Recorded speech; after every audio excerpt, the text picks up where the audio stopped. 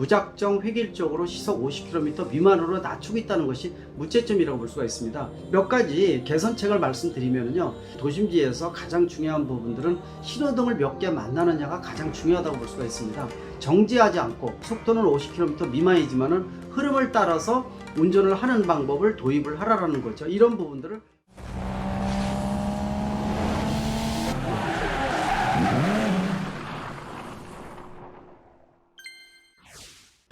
안녕하세요. 김필수 자동차 연구소의 김필수입니다.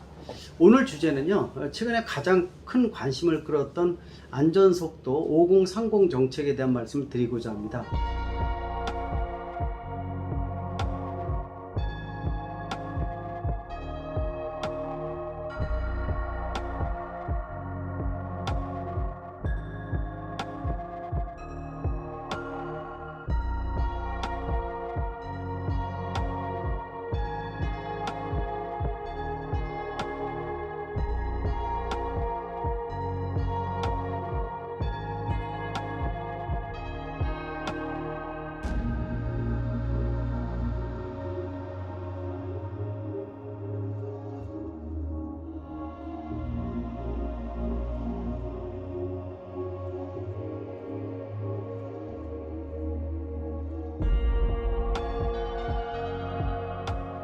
(5030) 정책은 도심지에서는 간선도로는 시속 50km 미만, 또 이면도로는 시속 30km 미만으로 운행을 하면서 이 속도를 좀 낮춰서 이 보행자 사망 사고라든지 교통사고를 줄이자는 목적이 가장 중요하다고 볼 수가 있습니다. 지난 2~3년 전부터 부산시, 서울시 등 각 대도시에서 시범 사업을 통해서 여러 가지 입증이 됐다고 볼 수가 있습니다. 또한 OECD 국가에서 우리나라는 상대적으로 이 도심지라든지 자동차의 속도가 좀 높은 편에 속하기 때문에 이 부분들은 아마 이 세계적인 평균, 특히 선진국들에 있어서 이 교통사고를 줄이지 않는 하나의 정책 중에 하나라고 분명히 볼 수가 있습니다. 또한 실제로 5030 정책을 폈을 때 시범 사업을 통해서 여러 가지 긍정적인 효과가 나타났다고 볼 수가 있습니다. 실제로 이 중상자 수를 30% 이상 낮추고 또 사망자 수도 30% 이상 떨어지는 것을 확인한 사업이라고 볼 수가 있습니다. 또 일반적으로 도심지에서는 시속 60km 미만으로 달리는 것이 일반적인 속도라고 봤었는데 50km 즉 10km를 낮춰주게 되면요, 실제로 사망자 수를 낮출 수 있다는 것입니다. 실험을 통해서 확인한 바에 의하면 시속 60km를 운행을 했을 때 보행자하고 직접 차량과 부닥치게 되면 10명 중에 9명이 사망을 하지만은 10km를 낮춘 50km인 경우에는 10명 중에 5명만 사망하는 거의 40%를 낮추는 효과가 있었다는 겁니다. 이런 부분들은 상당히 긍정적으로 보고 있고요. 또 소비자들이 가장 우려시하고 있는 목적지까지 도착 시간이 너무 늦어지는 거 아니냐라는 우려사항이 상당히 컸는데요. 평균적으로 나온 결과는 2분 정도 늦어진다는 겁니다. 따라서 이 도착 60km일 경우하고 50km일 경우에 도착 시간 자체가 그렇게 큰 차이가 없다는 것이 확인이 됐다고 볼 수가 있습니다. 도심지에서 이 실제 도착 시간을 좌우해주는 가장 중요한 요소는 그 신호등 사거리에서 신호등을 만났을 경우가 가장 크다고 볼 수가 있습니다. 따라서 정부에서 시행하고 있는 안전속도 5030 정책은 원래는 맞다고 볼 수가 있습니다. 그러나 지금 일반 소비자들, 특히 자동차 운전자들이 여러 가지 항의도 하고 있고 또 개선을 요구하고 있는데요. 몇 가지 부분들은 중점적으로 정부에서 고민을 해줘야 된다고 보고 있습니다. 몇 가지 개선책을 말씀드리면요, 아까도 말씀드린 바와 같이 도심지에서 가장 중요한 부분들은 신호등을 몇 개 만나느냐가 가장 중요하다고 볼 수가 있습니다. 10개 중에서 3개만 막히고 한 7개 정도를 그냥 통과할 수 있다 하게 된다면 아마 도심지 통과 시간은 1~20분 정도 단축시키는 것은 아무것도 아니라고 보고 있습니다. 따라서 지능형 교통 시스템 같은 정보를 제대로 활용하는 부분들이 가장 중요하다고 볼 수가 있습니다. 최근에 어떤 교통의 양이라든지 흐름에 따라서 신호등 녹색을 원활하게 운영하는 방법이 많이 적용되고 있죠. 이런 부분들을 이 전국 대도시 중심적으로 활용을 한다면 훨씬 더 효과가 좋을 것으로 예상을 하고 있습니다. 이런 흐름을 우리가 그린 웨이브, 녹색 흐름이라고 얘기를 하고 있습니다. 정지하지 않고 속도는 50km 미만이지만은 흐름을 따라서 운전을 하는 방법을 도입을 하라는 거죠. 이런 부분들을 얼마만큼 빨리 지능형 시스템을 도입하느냐가 앞으로 가장 중요한 관건이라고 볼 수가 있습니다. 두 번째로는요, 지방경찰청장이 운영의 묘를 살 수 있다는 겁니다. 법적으로도 도심지가 간선도로가 무작정 50km 미만이 아니라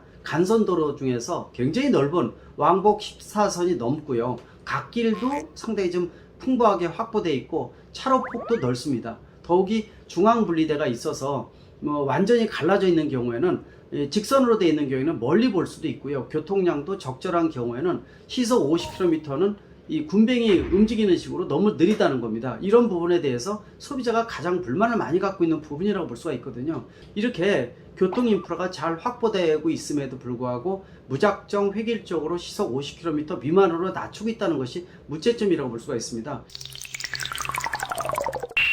또 세 번째로는요, 물론 5년 동안 준비했다고 하지만은 국민들이 아직도 이런 부분에 대해서 익숙하지 못하다는 겁니다.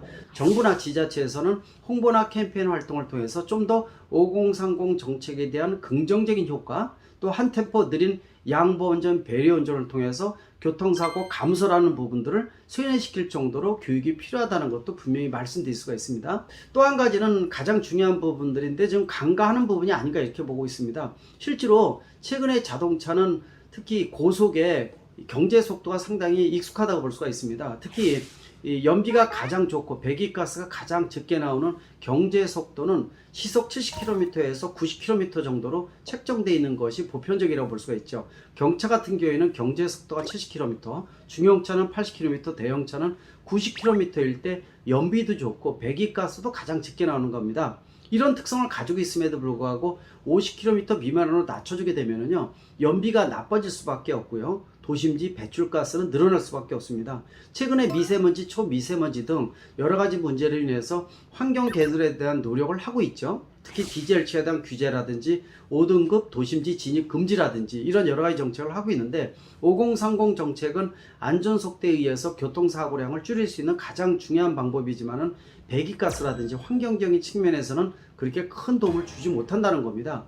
또 실질적으로 디젤 차량 같은 경우에는 유럽을 벗어나서 가장 많이 보급되어 있는 나라가 대한민국이라고 볼 수가 있거든요. 이런 디젤 차량 같은 경우에는 신차인 경우에는 괜찮지만은 5, 6년 이상 뒤져가면서 오래 쓴 노후화된 디젤차 같은 경우에는 배기 처리 장치 같은 DPF, 매연 저감 장치 같은 것들이 기능이 떨어지면서 고장이 난다든지, 또 기능이 떨어지게 되면은 배출가스가 매연이라든지 질소 산화물 배출은 엄청나게 늘어날 수밖에 없습니다. 아마 환경적인 부분에 대한 것들을 집중적으로 조사를 해보게 되면 상당 고민되는 부분들이 나타날 수 있다는 것이죠. 안전속도 5030 정책은 실제로 교통사고 감소라는 가장 중요한 효과를 나타내고 있지만 동전의 양면식으로 어두운 부분을 얼마만큼 밝게 만들어 주느냐도 앞으로 가장 중요하다고 볼 수가 있습니다. 따라서 앞으로 이 정부의 정책이 안정되기 위해서는 앞으로 노력해야 될 부분이 상당히 많다는 거죠. 특히 환경적인 부분들은 중점적으로 앞으로 검토해야 되지 않느냐 이렇게 보고 있습니다. 앞으로 5030 정책의 효율화에 대한 부분들 다시 한번 강조하고 싶습니다. 고맙습니다.